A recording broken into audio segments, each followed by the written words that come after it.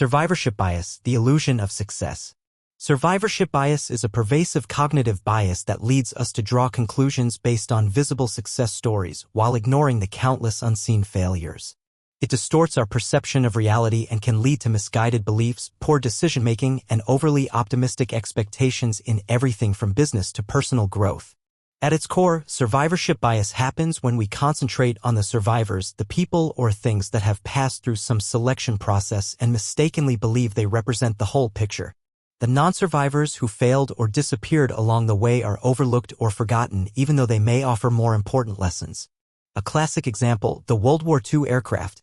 One of the most famous illustrations of survivorship bias comes from World War II. When Allied forces analyzed returning fighter planes to reinforce them, engineers noticed that certain parts, like the wings and fuselage, had more bullet holes. The logical solution seemed to be to add armor where the bullet holes were most concentrated.